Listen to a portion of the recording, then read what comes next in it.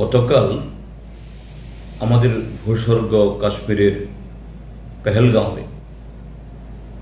সন্ত্রাসবাদীদের যে নৃশংস হত্যাকাণ্ড ঘটে গেল, গোটা দেশের সাথে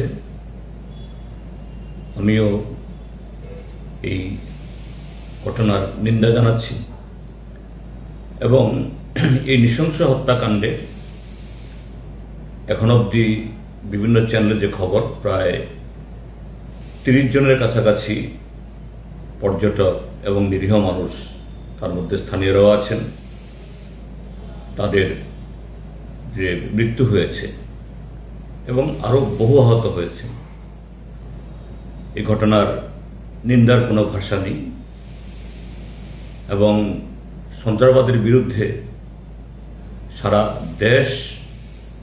গোটা জাতি যাতে ঐক্যবদ্ধভাবে আমরা লড়াই করতে পারি, এই সময়েতে কাশ্মীরের জনগণের প্রতি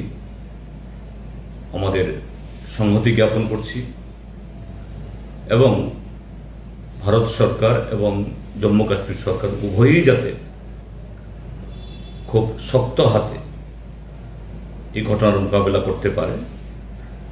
যারা এই হত্যাকাণ্ড ঘটিয়েছে তাদের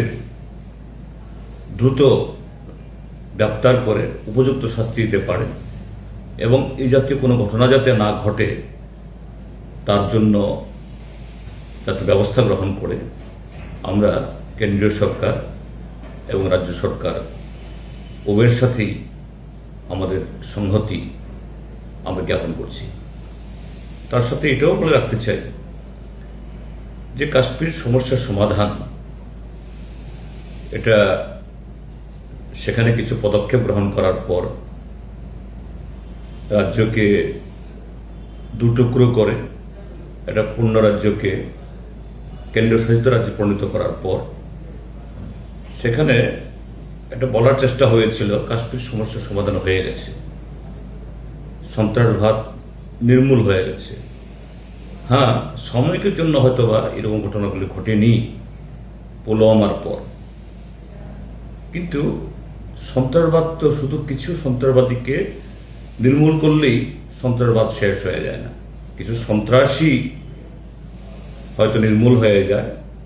কিন্তু সন্ত্রাসবাদ, এই সন্ত্রাসবাদকে সেখানে জনগণের যে একটা ক্ষুদ্রাতি ক্ষুদ্র অংশ হলেও তাদের মধ্যে বিরাজ করছে এবং তাদের সমর্থনকারী এরকম পরোক্ষে এবং প্রত্যক্ষভাবে শুধু কাশ্মীরের মধ্যে না, কাশ্মীরের বা দেশের বাইরে থেকেও এবং দেশের ভেতর থেকেও কিছু শক্তি সেখানে আছে। তার বিরুদ্ধে যদি রাজনৈতিক সমাধানের উদ্যোগ গ্রহণ করা না যায় এবং এই লড়াই সারা দেশের শান্তিপ্রিয় জনগণের সাথে কাশ্মীরের জনগণের তার সমর্থন যদি সেখানে